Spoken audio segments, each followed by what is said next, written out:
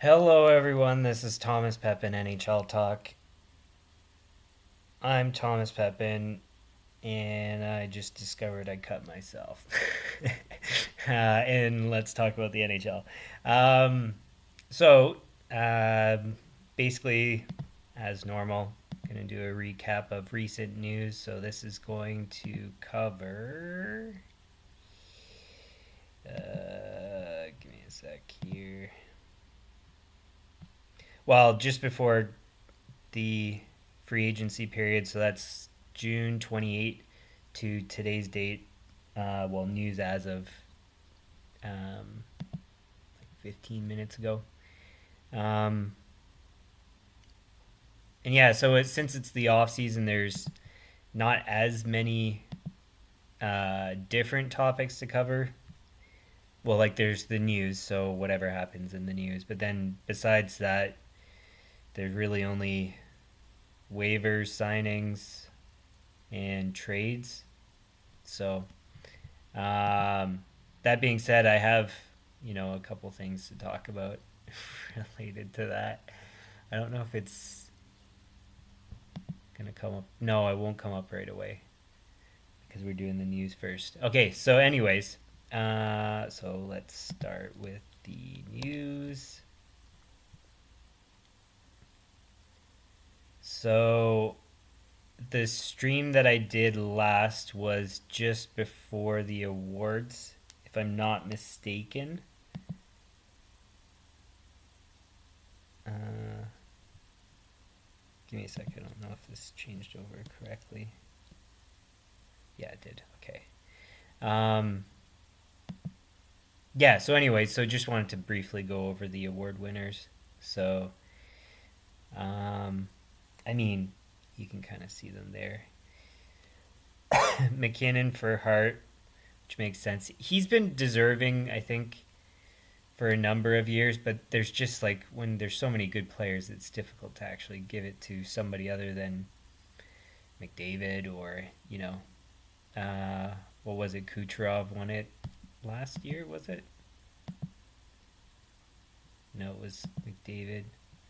When didn't Kucherov win it one year? I guess not. So, anyways, but that's an example. So Kucherov could have won it. He must have won it. Anyways, doesn't matter so much because that's. Hi, Christian. Thanks for tuning in. You're not late. I'm late, actually. I was supposed to start it an hour ago. So, okay. Otherwise, Bedard won. Calder, Barkov, Selke, Hughes, Norris, Hellebuck, Vesna, Slavin, Lady Bing. That one I was very happy to see that he won that because he was deserving. And then otherwise the rest are not all that crazy. So anyways, just wanted to pull that back up since it wasn't covered last stream. Next up, the initial rosters of the Four Nations face-offs. To be honest, there's like all this stuff's kind of obvious. So these are the initial rosters. So it whatever. Plus, I don't even really care too much about the Four Nations face-off. So if it's of interest to you, then there you go. Yeah, so there were a number of buyouts which I thought was pretty crazy. I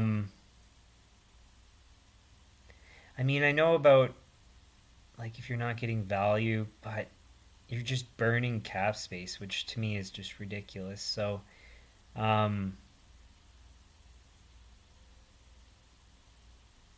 yeah,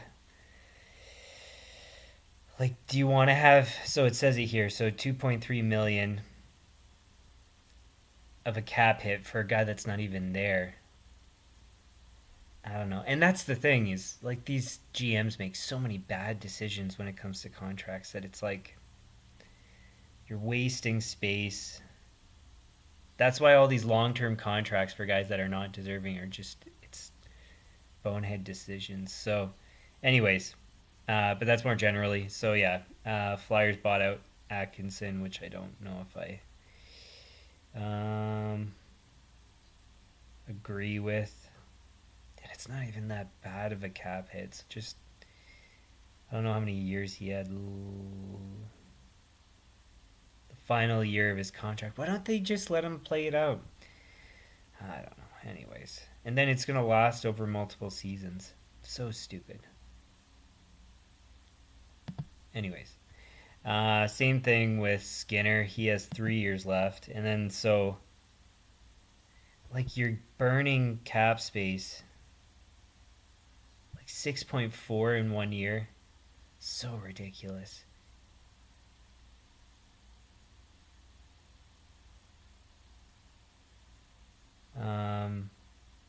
I don't know what his stats were, but like it just doesn't make any sense. 46 points in 74 games. I would just, ride it out. You made the bad call. And then you're just... Because, like, are you going to be able to spend...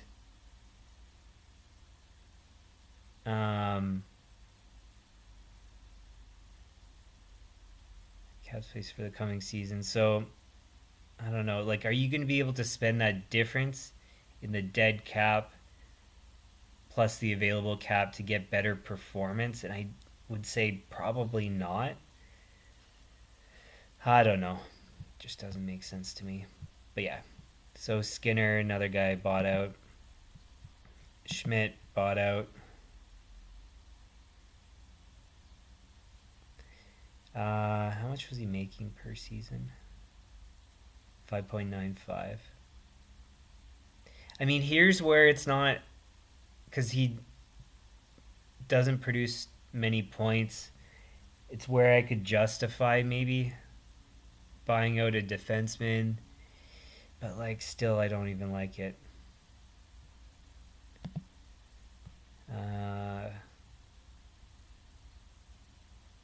Campbell.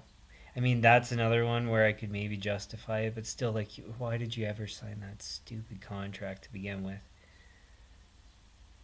So stupid. Boqvist bought out. That one, like, I mean, it's not anything significant, so big deal. There's a bunch of guys that weren't given qualifying offers. So,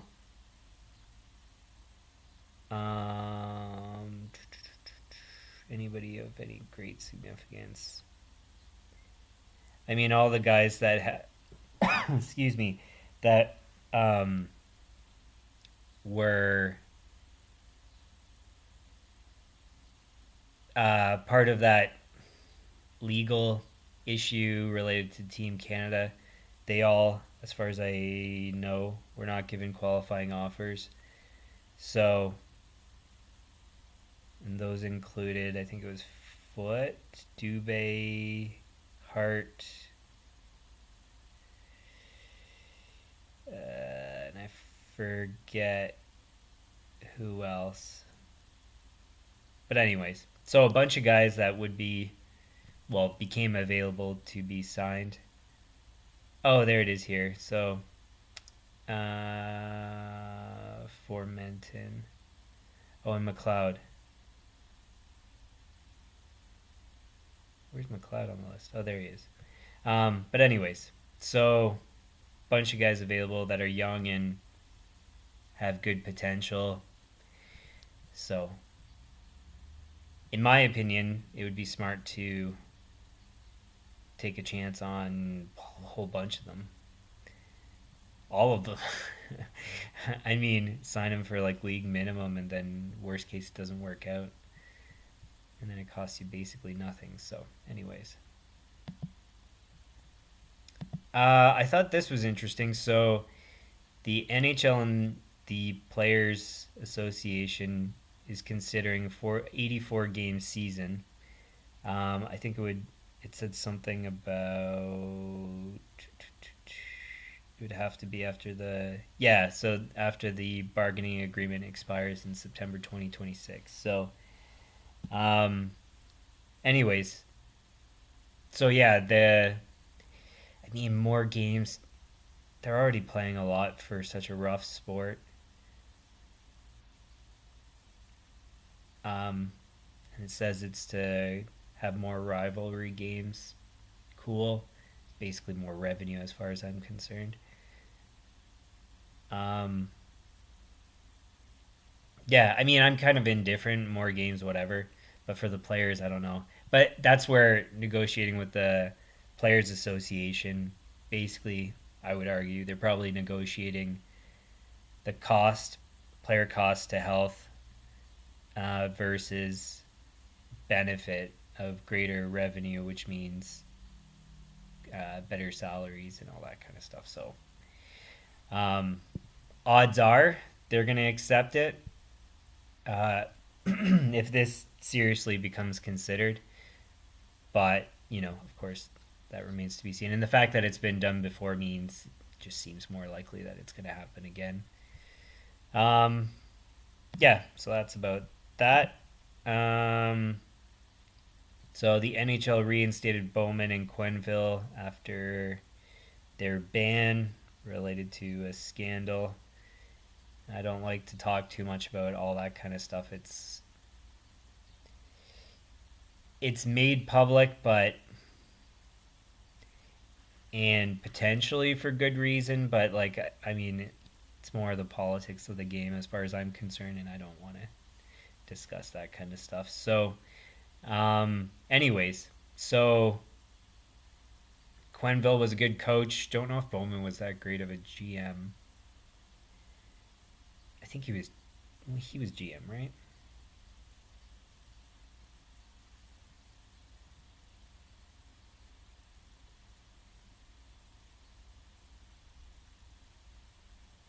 Yeah. So anyways, good coach available to teams if they want to take on, the politics related to that. And GM, I don't know if he's any good, so can't really say much. They were a competitive team when he was GM, but I think it would have been what happened before him. Maybe I should just look into that. His name's Stan Bowman.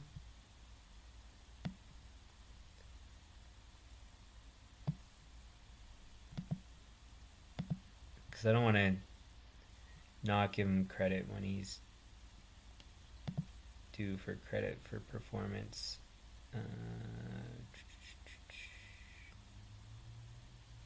Blackhawks in 2009.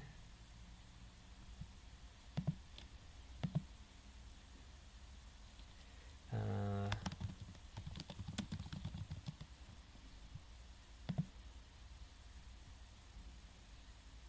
2009. Where are you? Okay, so they won the Stanley Cup. You wouldn't have been responsible for that. Conference quarterfinals.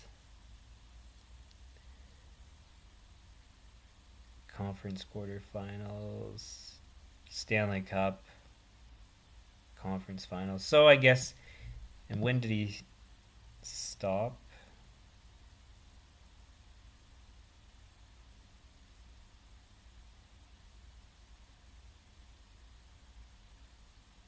Yeah. So, I guess maybe he did a good job. Mind you, the team would have been in place for a while, but they kept doing well afterwards. So, maybe he is a good GM, and then as a result, that would mean that,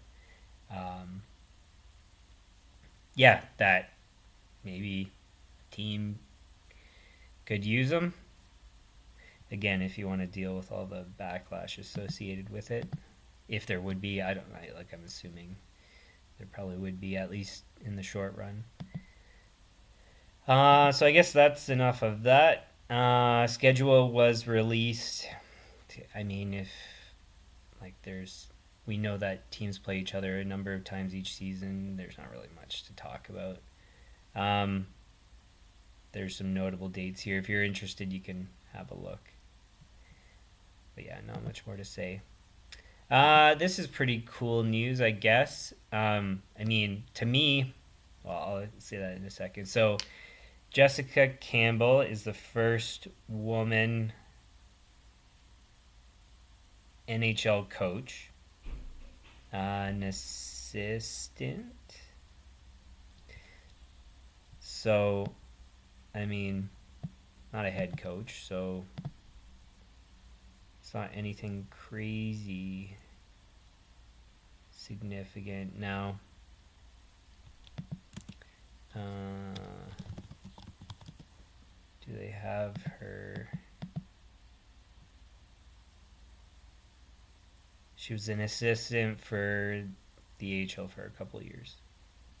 So, I mean, who knows how she's going to pan out for the team. But, I mean, again, I'm all for trying somebody new, whether it comes to coaches, GMs, all that kind of stuff. So, hey, if she does great, great. If she doesn't, well, that's how it is. Now, anyways, going to what I was going to say, to be honest, to me, so yes, it's good for women, I guess, when it comes to, because you need to have a first at some point. But as far as I'm concerned, like, I don't care if it's a woman coach, man coach. I don't care anything about the gender or background of the coach. All I care about is performance. So if she's good, great. If she isn't, well, whatever. So, anyways, but yeah, I guess great news for women. You know, somebody has to be the first woman coach, and then eventually there's going to be the first woman head coach, and I mean, I'm sure it'll happen, but yeah. Well, see, the one catch that's, I don't know, that's, I guess, a bit complicated about the subject is because no women have played in the NHL for anything more than a very short stint, which Minot Rayom did, but that was, I think, more of, not to take it away from her, but I think it was more of a marketing thing. Had she been good enough, she would have stayed with the team, or she would have played professionally with men's teams. But as far as I am aware, she didn't play with men's teams afterwards. So let me check though. How do you spell her name?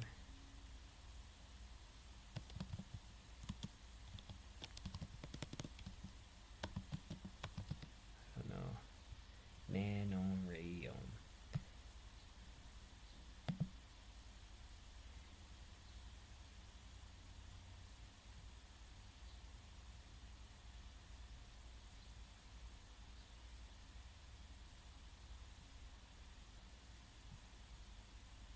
IHL. So maybe she did play with men's teams.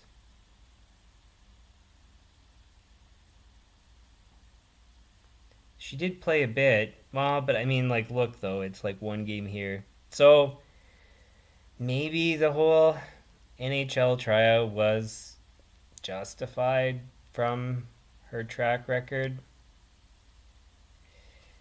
But, I mean, if you look at it all, she never really played anywhere. So, I'll correct myself. I don't want to take it away from her. She did play men's hockey, but not any significant amount. So, she deserves credit for the fact that she, I think, is the only woman to really have played. Well, there's what's-her-face that played in Europe for some league. Anyways, I mean, all I'm saying is, well, I guess all of that stuff's kind of besides the point. The point I'm trying to get to is, without having played any time in men's hockey, any significant time in men's hockey, how do you develop knowledge of hockey from a men's league perspective, which is definitely different from the women's league? I mean, there's strategies that are going to be comparable, similar. Like it's still hockey. There's very tiny differences between men's and women's hockey. But that being said, like there are a lot of nuances about, body checking does have an impact on positioning and um, structure of play. Um, the deployment of players at different times. Like there's a lot to it that I would argue there's a significant enough difference where if you haven't played, maybe you'll be lacking on a bit of knowledge. But then again, I mean, I don't know if like even a lot of these NHL coaches that turn out being quite good never really played much. They played AHL or maybe a bit of college, and then they turn out being good coaches. So, I mean, I'm not going to say that it's a massive difference between men and women when it comes to their history and experience with hockey, but there's some. Um, so there's always going to be probably a little bit of that making it. And so basically what I think I'm saying is justifiably so, it would make sense that it would be more difficult for women to become coaches in men's leagues. But because the difference is so little, and the fact that, yeah, some men coaches come from limited background in playing, then does it really matter? Probably not. But there's got to be some. It could only be maybe like a 5% difference in playing background's impact on coaching ability. Could even be 1% or it could be 0%. So all I'm saying is I'm just trying to talk out the thought of women coaches, just some potential drawbacks or hurdles, if not drawbacks. Then so, but like I said, long story short, I really don't care. I don't care if a woman's the head coach. I don't care if she's owner. I don't care. GM, I don't care. It's all about performance. So we'll see what happens. And I mean, obviously in the future, there's going to be more women involved. So, I mean, so because I see no significant really difference between men and women when it comes to this stuff, then really it's not a big story to me. So anyways, that's that. So there's a bunch of guys filing for salary arbitration.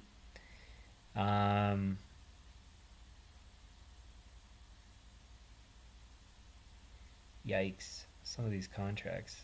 Luukkonen, is he really worth 5.2?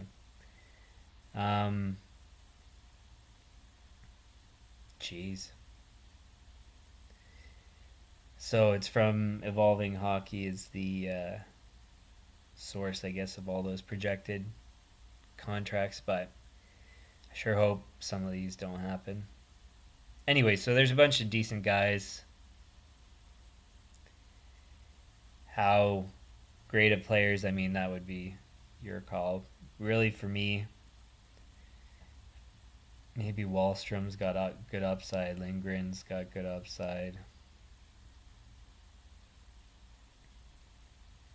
Maybe Luukkonen. Nichus is the only one really to me that's all that significant when it comes to these guys. So, anyways, that's about it for that. We'll see what the contracts turn out being. I'm sure maybe some of those guys have already re-signed, but anyways. Okay, so next piece of news. So the Dallas Stars are no longer going to be dealing with what would you call it?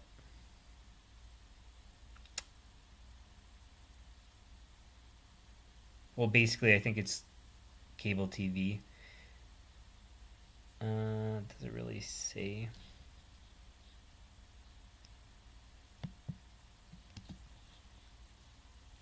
So regional sports network is what they call it. But whatever. Anyways, it doesn't matter so much where they're coming from, but basically just normal TV, and then they're going to be doing a streaming platform to watch games that are not nationally broadcasted. So I think that's great. Didn't it say it's the first men's sports franchise in the U.S. to move its local broadcasts from a regional sports network to a streamer? So significant in that regard, I guess. And yeah, I think everything's going to go towards streaming. I don't know why they haven't already. So, but yeah. I guess that's some news. Chris Patrick, who I know nothing about, is going to be the new GM of Washington, and then Brian McClellan, who was the previous GM, is going to be president of hockey operations. So who is Chris Patrick?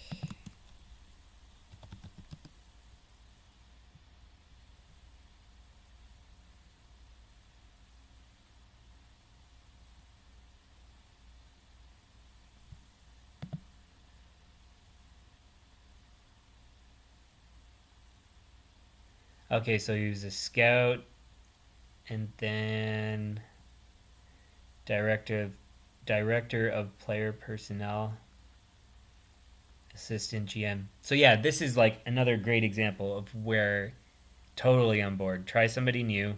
He's worked his way up. I mean, side note, this is exactly why I would never want to get involved in like this type of career, because look, he starts in 2008 and then only now becomes a GM. Like, am I gonna spend 16 years working my way up through an organization? As much as I would love to be a GM of a franchise, there's 0% chance. The only way I would ever do it is if I was able to like jump into maybe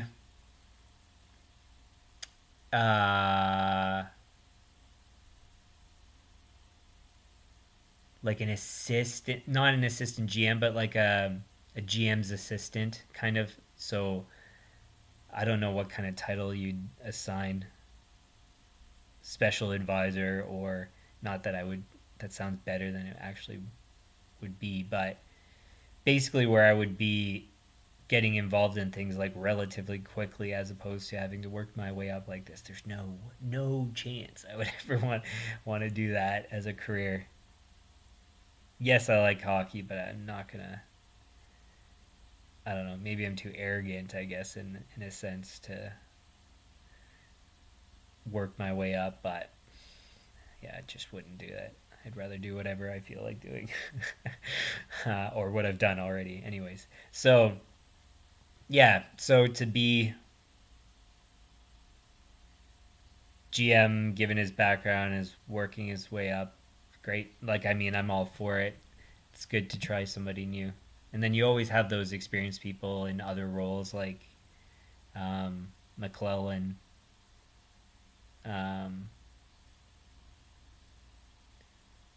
being president of hockey operations. So you always got that support there. Even that's the thing, is like, just get a good set of people around you, whether it's a coach or GM, and try somebody new, because just trying the same status quo people that always fail, that just makes no sense. Experience is, everybody in like the business world puts experience ahead of potential, and it drives me so nuts. I'd rather fail having tried something significant than go with the status quo and be average, which, as far as I'm concerned, is failing, because all it is about winning. You need to win the Stanley Cup. That's your goal. That's it. And the fact that you're just going to settle on people that help you make the playoffs every year, like, big deal. Anyways, so enough about that. I always just find it funny when I see the news related to Dubas. So he was bringing somebody back in that used to work with him. Vice president of player personnel. And so it's just, I mean, maybe I'm unfairly anti-Dubas, but I just think he did so poorly in Toronto. He's already off to, in my opinion, not a good start in Pittsburgh. And it's just funny. Everything that I see him do, I'm always like, yeah, he's gonna fail. Sorry, Dubas. I mean, no offense. Um, the worst thing would be, imagine if I became a GM and then I have to go and like try to interact with him and pull off trades. Again, it's nothing personal. I just don't think you've done well. So, anyways, but I very much doubt that that's. I don't think I'm going to be a GM. Wow. I mean, it would be cool, but I doubt it. Okay, so this is the one piece of news partially causing me to be later. Now I don't have the same resources as I used to, so Cap Friendly is no longer publicly available, which sucks. It makes me want to launch a similar website because the current resources are not very good. But yeah, like, I mean, the undertaking of this would just be so significant, and I'd have to have people working for me, and I just don't know if I feel like doing something like that. So we're going to be dealing with, bad sources or not as great of sources moving forward with this channel and just, hockey fans in general. So just kind of sucks because Cap Friendly did a good job. It's going to make it more difficult for me to do a large number of the things that I was doing with this channel, like posting contract signings. Now the structure of the new site that I have here isn't good. I don't even know. I might have to stop doing it because this stuff is so bad until I find a better resource. I don't know. It kind of sucks. So yeah. So on that note, yeah, coming up, you'll see we don't have the best structure for the rest. So this was a potential, and then now it looks like it's actually official. So what's his name?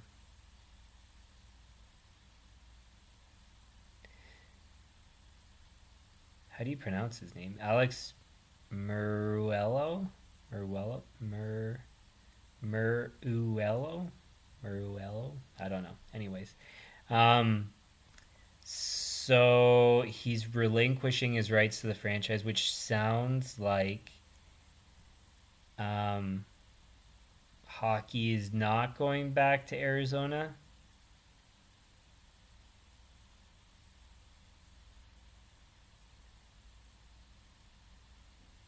NHL board, it's not something the NHL is focused on. So it doesn't sound like Arizona is going to get a team anytime soon. Who knows what's going to happen? But I mean, it failed their. Well, it was only once, but I mean, there were so many issues the entire time, and the franchise was never any good. So, I mean, it's one of. I just hope they don't go back, just like I hope they don't go back to Atlanta. So, anyways, that's enough about that. Okay, so now basically the big news that took place since my last stream is free agency opening up and all the trades. So there's just a whole bunch. The criterion, I guess in this case, that matters to me is cap hit, and so 5 million ish or more is really the only type of contracts that I find significant. So I'll only really talk about those, and then there's going to be some good value ones that are going to be mixed in. Now, it used to be in a spreadsheet with cap friendly, which made it so much easier to navigate. Plus, you could filter, and here you can't do either of those. Puckpedia looks like it's the best resource to replace cap friendly at this point, and I really hope they add features that cap friendly had. But the fact that they don't have it already would tell me that they're kind of way behind. There's probably tons that they would have to change. So anyways, because as it stands, I could copy this website and do just as good.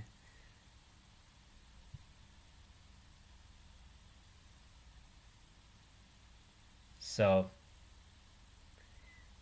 anyways, I guess let's go back to the 28th, I think it was.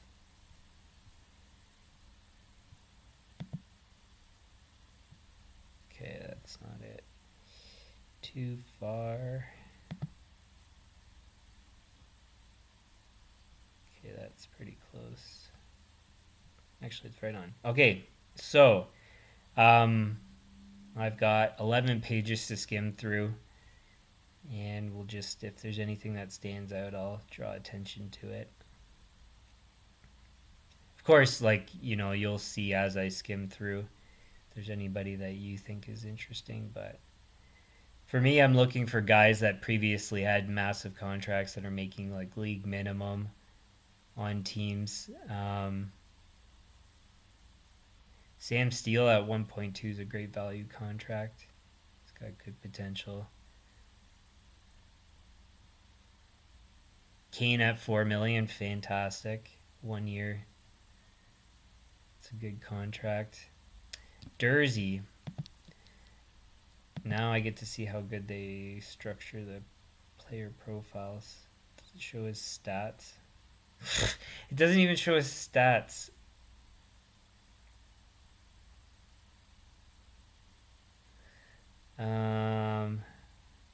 Like historic stats. Oh, you gotta navigate to more. It doesn't just show up. That's stupid. Anyways,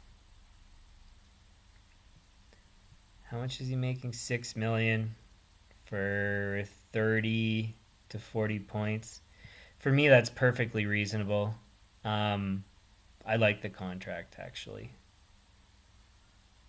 because that's what I've said before. So somebody commented on one of my shorts just about my argument related to McAvoy making too much money.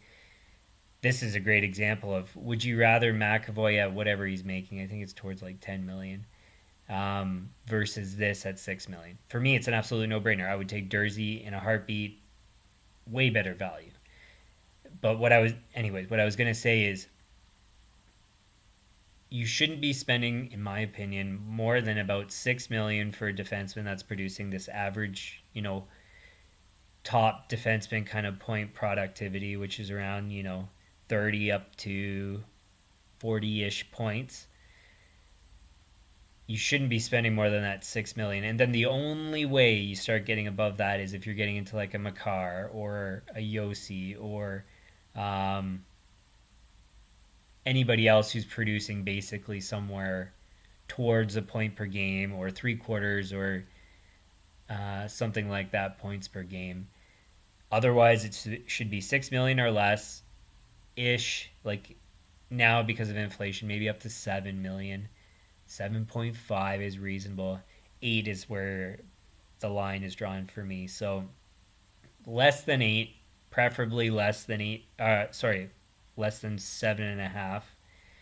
And then anything, because like when I say 7.5, like if it was 7.6666, whatever, like that's close enough.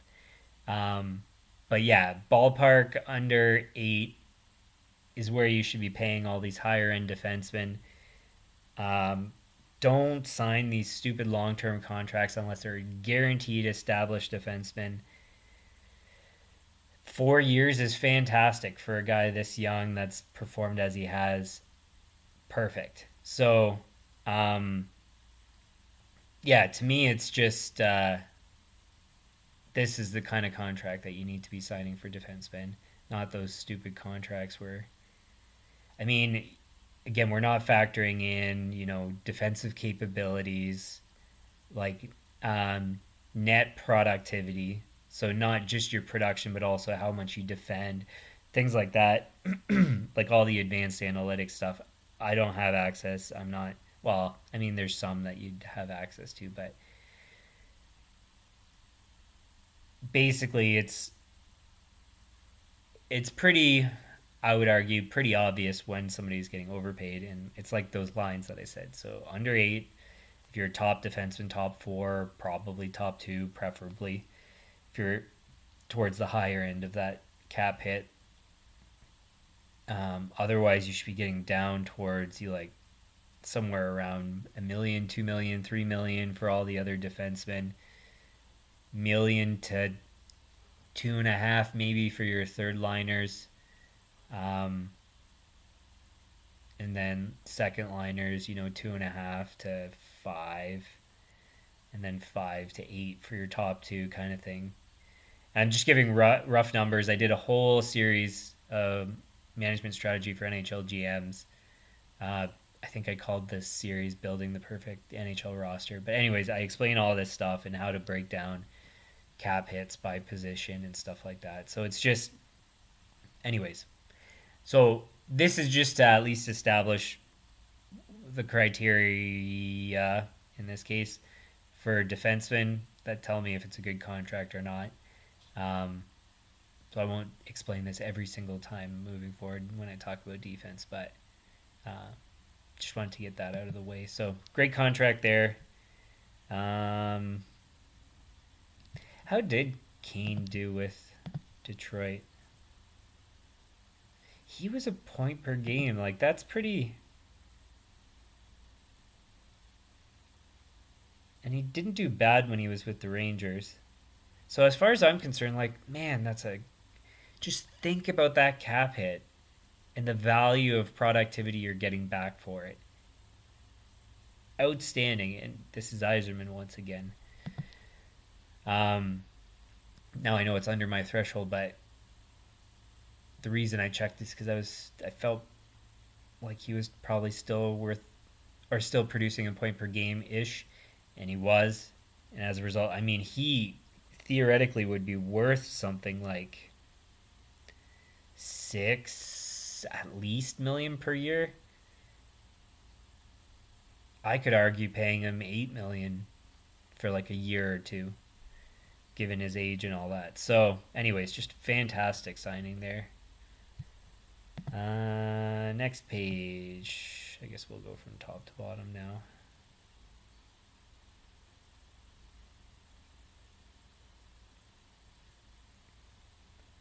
Nothing standing out so far.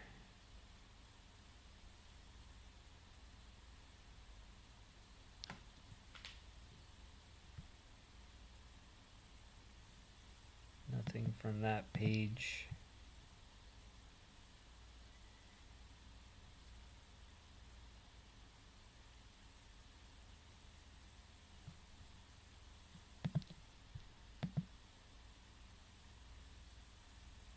Didn't he get paid something, or am I confusing him with somebody else? Yeah, he was paid far too much, and then went back to where what he should be getting paid.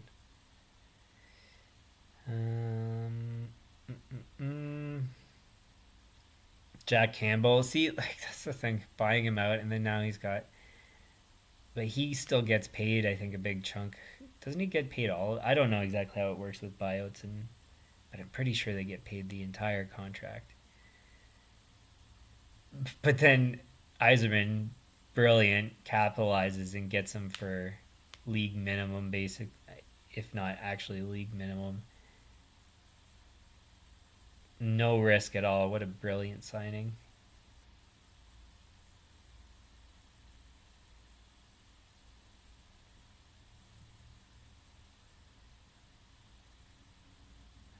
Nothing else.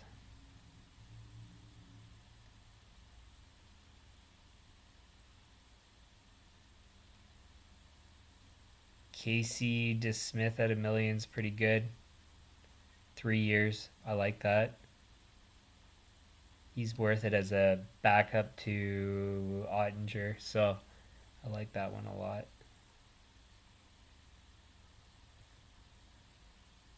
I mean, there's other guys like Kakinen, I think is a great backup signing for $1 million. I won't talk about all of them.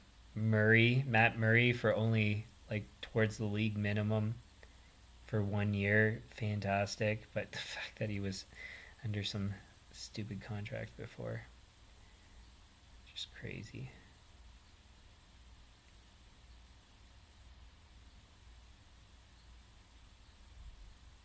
Oh, one thing just as a note. So it's kind of funny. A lot of these teams are actually starting to implement things that I mentioned before, having 3 goalies deep. Um, Winnipeg has Comrie as their third goalie, it looks like, behind Kakinen. Um, I'm sure if I looked through, more teams would have done the exact same thing. So, for example, Detroit, I'm pretty sure Campbell is meant to be their third goalie. Like, some of the stuff I talk about, it's funny just how, well, now I'm seeing some of them actually implementing the same strategies I spoke of. Obviously, I would be very surprised if they got those ideas from me, because I'm a nobody and nobody knows about me. But yeah, anyways, it's just funny. I know all these things that I've spoken about are either going to be implemented or are already implemented by some teams. You can see it already. And so, anyways, it's just kind of funny. I'm clearly not crazy when it comes to some of my ideas. So here's a great example. Gustafson. He's getting paid $2 million per. He produces 31 points last year, 42 the previous year, 18 and 60. I mean, prorated, it's towards the same productivity. 12 in 29. It's 60 points he had way back in 79. So, I mean, would you rather pay $2 million for Gustafson? Well, even comparing to Dursey, $2 million for Gustafson versus Dursey. Well, you're gonna need to obviously have the high end defensemen that are good at both ends of or both parts of their role, so offensively and defensively. So if you can get a guy that's good defensively and produces, then obviously he's a better choice, and that's where you put him up in the lineup. But these kind of guys, for depth defensemen, so for example, they just signed Gustafson, but they lost Hronek in a trade. Hronek, I think, produced more in this case, but actually, let's see if we can find him.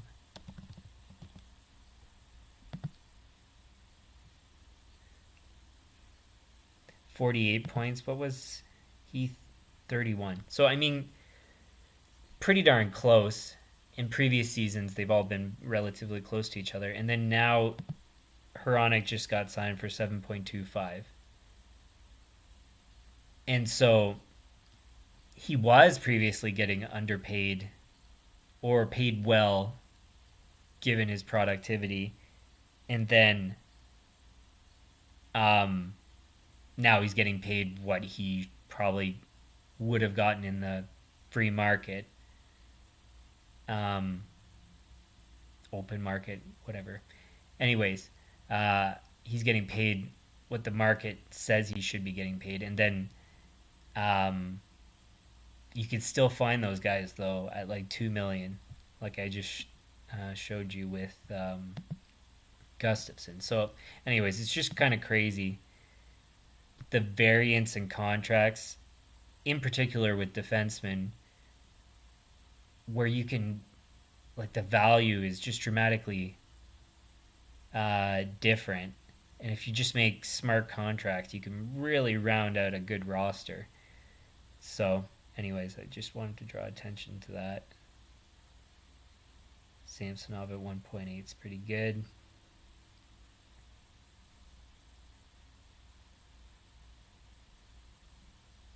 Is Wedgwood the guy from New Jersey? Yeah, so again, low risk, 1.5. I like that as a backup.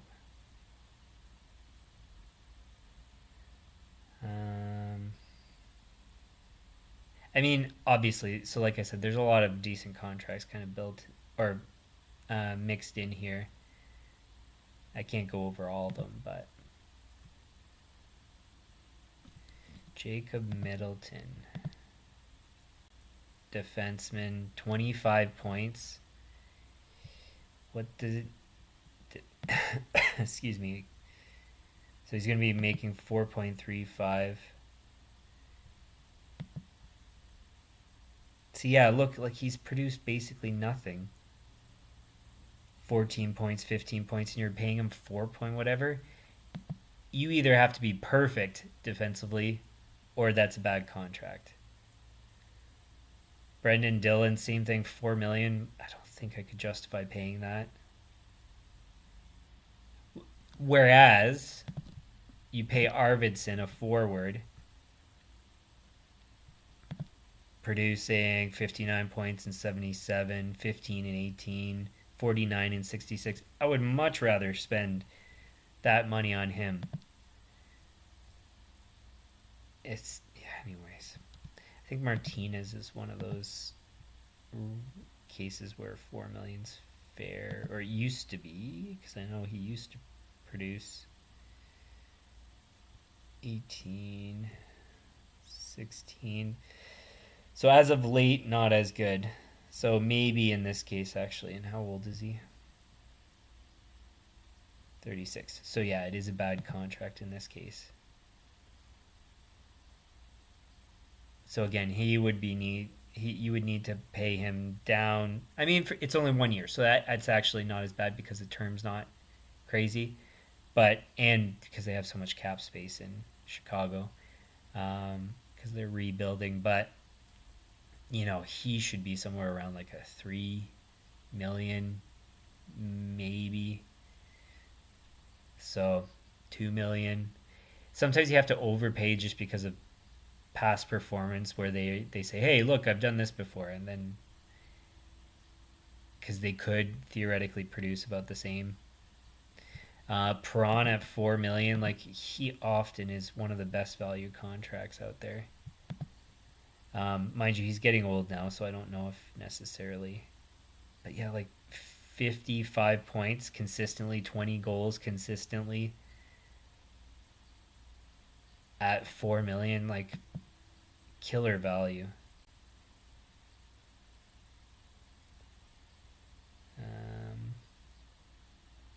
Brody seems like a good contract. Usually he produces at least historically decent numbers. 30 some odd points. Now a bit under. 25. 3.75, perfectly happy with that. So that's where, you can, again, spend a little bit more here and there, spend under here and there, as long as it averages out to those numbers I was saying before. And you can kind of see it in practice. So if you, again, it's just a video game, but if you went and looked at my franchise mode series, plural series, so the previous one as well as this one, you'd see what I mean. So sometimes you overpay, sometimes you underpay. As long as it nets out to where you get the right number of players and the best performance you can get for the cap hit. And again, you can't always get it right because, for example, if you don't have the assets to trade for what you would like to get, which might be a better value contract. So you might have to overpay $2 million on one player because you don't have the assets to go and trade for a guy that's $2 million less. Sometimes you're just stuck with what you get, but it's all the pieces together that matters the most. And as long as you're progressing up, where you're not continually taking bad contracts, you eliminate you keep eliminating bad contracts and replacing with better contracts, and then keep doing that incrementally over time, and you're always gonna obviously you're gonna turn into some powerhouse team. Sometimes you'll have like where people retire or entry level guys start to ask for money, and then you have to balance all that as it all happens. But yeah, anyways, Laurent Brossoit for 3.3. I don't really. He's not worth that. I mean, he's been good, but he's only been good as a backup. So Duclair at 3.5, I'm pretty sure is a great contract. Because he can be up to a point per game. He's inconsistent, but he has really big upside. So 58 points with 31 goals in 74. That's an example there. So, I mean, that cap hit. He gets moved around a lot, so I don't know if he's... I think I've said this before about him. I don't know if he's a trouble player to have around, but maybe the fact that he's been moved around is kind of irrelevant. Maybe it's just how it works with contracts and negotiations, but... Because didn't he, like, represent himself at some point, and then... I don't know. Anyways. Long story short, good contract. Goss this beer always gets underpaid. 56 points in 81 games at 3.2 in Carolina. That is just so stellar. He always gets underpaid. Just such a good contract there. And see, that's where I mean is like you maybe overpay with some guy, maybe pay him $4 million, like Martinez, because of history, and then underpay on it with a guy like this that's going to just produce double, almost triple the points of the other guy at $4 million. As long as you again mix it together and everything's good from all the mix of players, and perfect. Duchesne, I won't look at his stats, but he's been a point per game before. $3 million is fantastic. Skinner at $3 million is great. Henrique at $3 million, I don't think he's. Maybe that's okay. Grizzlick at 2.75, I'm pretty sure is decent. Talbot at 2.5. That's pretty good.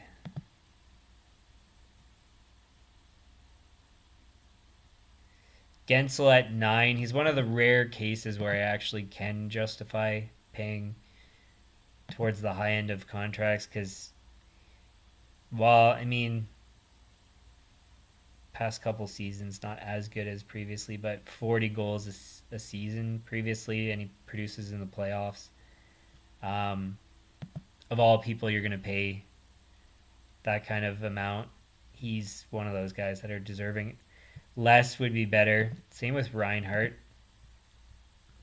Because Reinhart only recently started to produce as he has, so 57 goals, but historically 20 to 30. So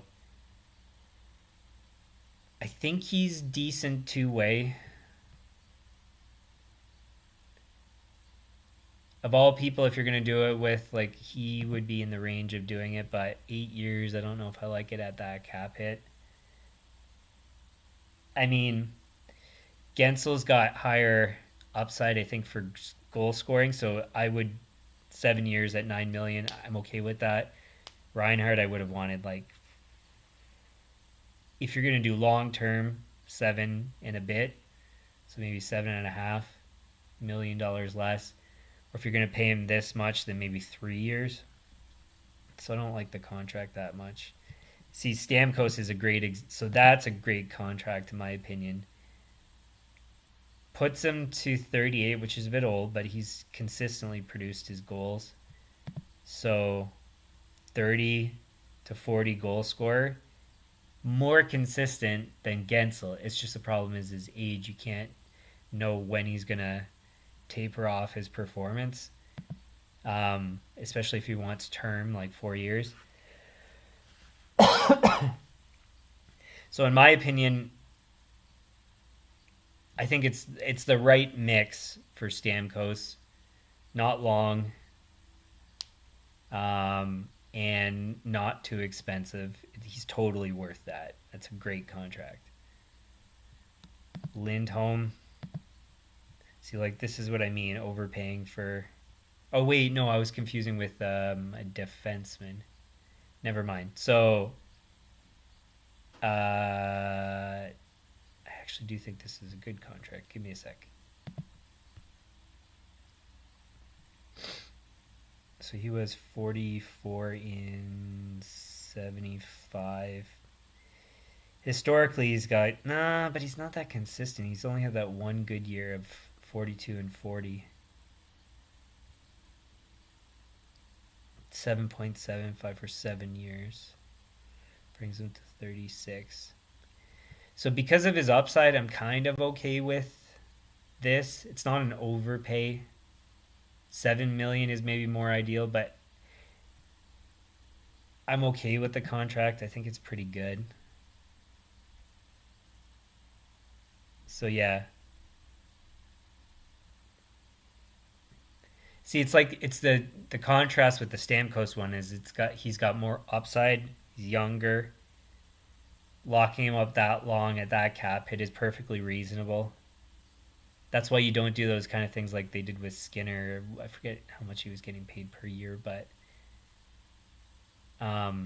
you can't pay towards the high end for long term with guys that are uncertain. He's uncertain, I would argue, with Lindholm, but it's not so high of a cap hit that you could ride out the rest of the contract as they should have done with some of those buyouts. But yeah, just with an uncertain guy, 7 years, I just don't know if I like it still. 5 years, preferably 4 or less. So I don't really like it, but it's not the end of the world. It's a decent enough contract for a centerman. That's hard to find. Decent performing guy. It's not the worst contract, but Saros as a goalie getting paid that much. He's one of the best performing goalies in the past while. So maybe if you're going to do it with anybody, then do it with him. But no way. 8 years. How old is he? 29. So you're locking up all his decent years. Just I would never spend that much on a goalie. I don't like it at all. Only guy I would do that with is Vasilevsky.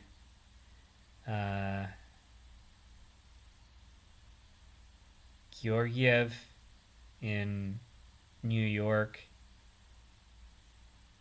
There's only like 2 or 3 guys. Hellebuck. You can't spend that much on a goalie unless he's extremely consistent. And I wouldn't say that Saros is at that tier. You have to be like the top 3 goalies in the league to get a long-term, high-paid contract. The rest, no way. That's where I would just go with, like I said, three goalie tandem, pay them $1 million to $2 million a piece. Between all that, you got a great starter. I think you're fine. Slavkovsky, I don't think he's played more than 1 full season. Yeah. You're going to start paying him 7.6 for 8 years. Maybe he's going to be worth it. If you're going to do it with anybody, he's kind of, the pedigree type of guy you should do it, but I don't know. Montour at 7.1, no chance. No chance.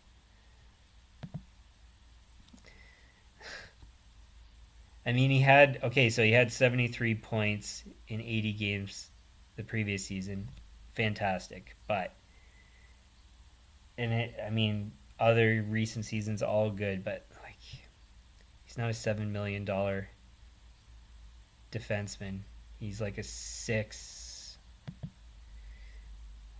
I guess maybe the 7, but the 7 years is just stupid. So it's all about that combination of term and cap hit, and I don't like that combination.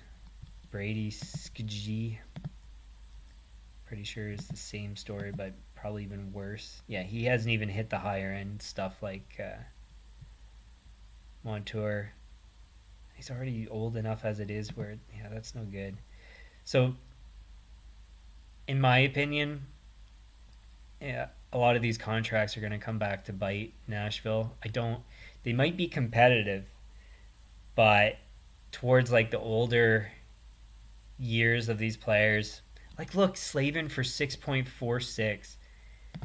That is fantastic. He produces. He's fantastic defensively. 30 to 40 points ish per season, and he's like he was the best defenseman. No, sorry, not the best defenseman. The best. So he got the Lady Bang.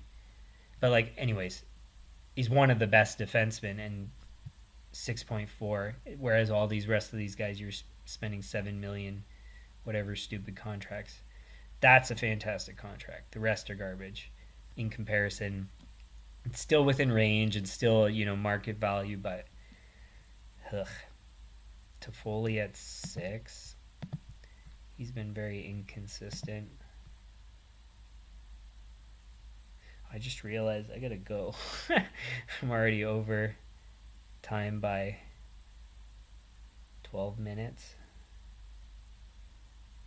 He's got good upside, but he's old enough as it is where brings him to 36. I mean, it's not the worst contract, but not that great.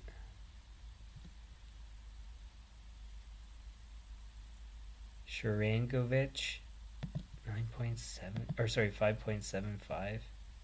Oh, he had 59 points. 26.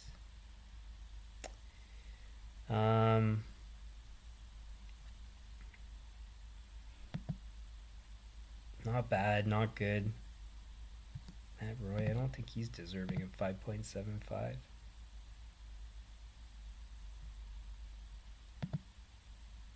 Nah. 4 million maybe? Bertuzzi at 5.5 is okay. I know he had not as good of a season last, but 20 goals, I mean, I'm perfectly okay with that contract. Because it's not long term. If it was long term, then I would say it's no good, but shorter term. Man, I don't have enough time to go through all the rest of these contracts and all the trades. What am I going to do then?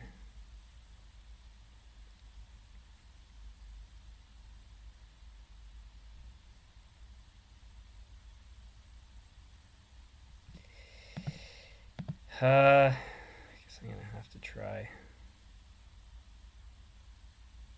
Pesci for defenseman, 5.5, producing as much as he did. No way. He's got better historic stuff. So if he goes back to average, then that's okay. But still, 6 years, I don't know. Marchessault, 5.5. I'm pretty sure that's a good contract. Yeah. For 60 some odd points a season, up to a point per game, 20 some odd goals, up to 40 some odd goals. That's a great contract. How old is he? 33, 5 years. Term's a bit long, but otherwise a good contract. But again, this is where like Nashville, it's going to come back to bite them, I think, because they have the things going up to like 38 years old. DeBrusk at 5.5. I think he's had maybe a couple good seasons. Don't like that one. Teravainen, I think, has been good enough. 60-ish to 70 points. 5.4. I like that contract a lot. Zadorov, a defenseman, 5 million. I don't think he produces enough to get that much. 20 some odd points. Should be more towards like 3 million. These are all just like gut instincts on contract dollar amounts. 5 million, I'm pretty sure it's more towards 3 for Zucker. Yeah, definitely towards 3. Don't like it. Wenberg. Only 2 years. Oh, I thought he was younger. Never mind.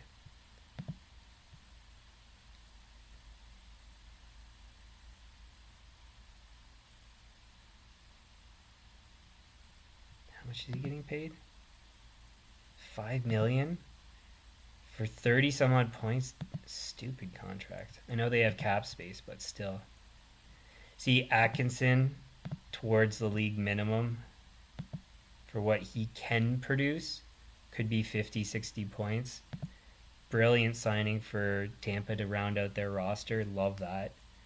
Schmidt, low cost, much better than the previous contract, so no brainer there. Maybe I will have enough time.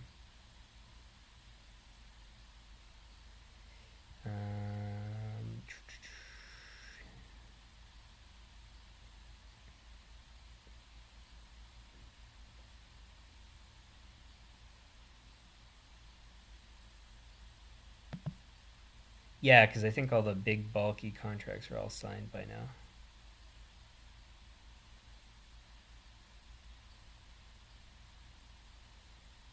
And then the trades are going to be where I might not have enough time, but Hedman, he's getting old. He's one of those guys that, so sorry, I guess he's in the category of where you'd pay, 8 million-ish, like I was saying with Makar and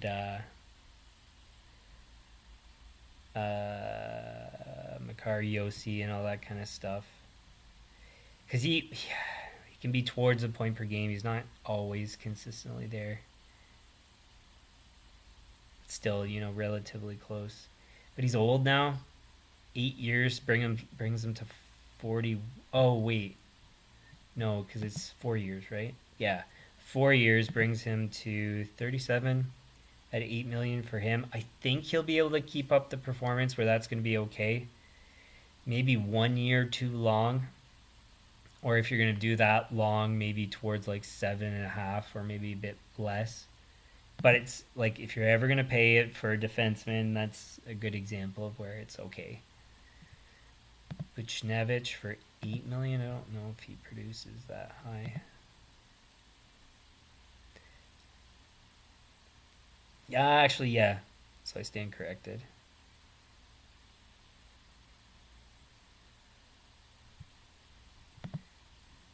$8 million, 6 years brings him to 35.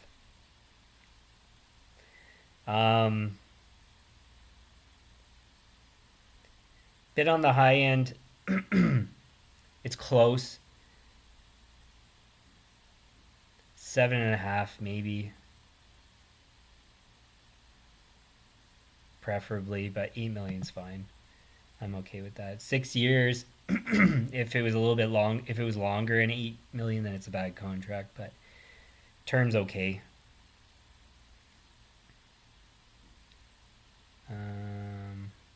Reimer at $1 million, that's killer value. That's what I mean, is get a few Reimers as your 3 goalies and you're in way better shape than spending more on other guys.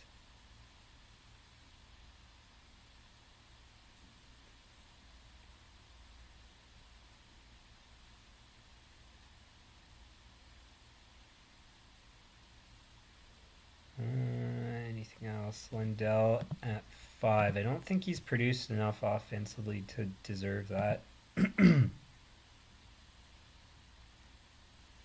Nah, I don't. 5 million's far too much. Unless they really think he's got good upside, and I don't think he's that good of upside. I would have done like a short-term kind of bridgy contract, maybe 2 years at 3 million, and then maybe give him something like that if he proves himself. But Tarasenko, I'm pretty sure this is a killer contract.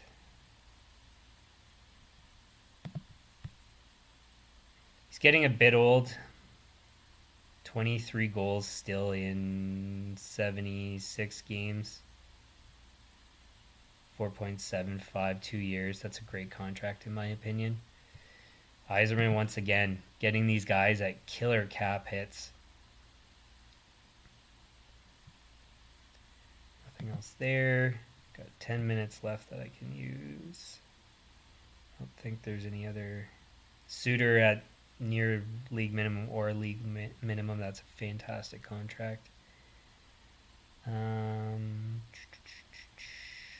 Boqvist, one of those guys, like I said, take a chance on. Awesome job.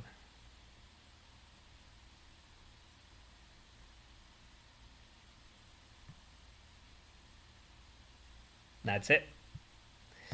So I think I do have enough time. There's a bunch of trades from the 28th. But I think most of those are pick trades.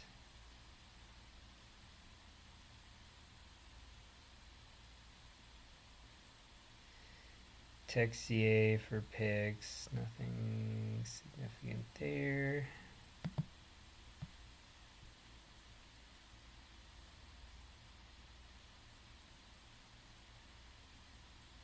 Sergachev trade for JJ Moser, Geeky, 2nd and 7th. So clearly Tampa was trying to clear cap space, and what he was making for his performance, I was going to say, was too high. But basically it looks like it's like the contrast of paying Hedman or paying him. And would you pay Hedman? I'd say yes.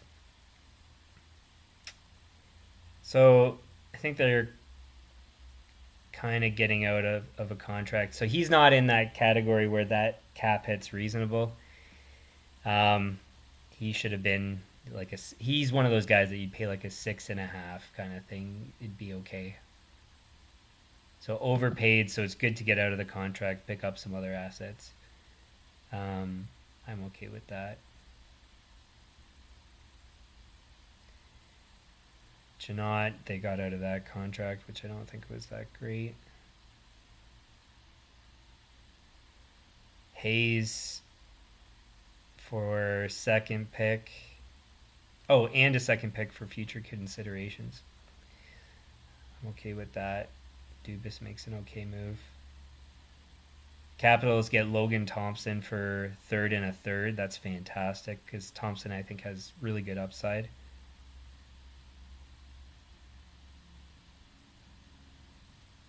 That's it for that. And then I only have 1 page left and just barely enough time.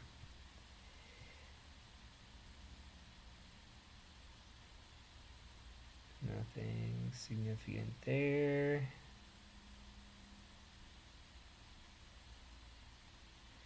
Gensel for like the 3rd round pick for signing rights. Definitely fair deal to just get it done. And they did get it done, so that's good. Riley Smith for 2nd and a 5th. It's fine for me.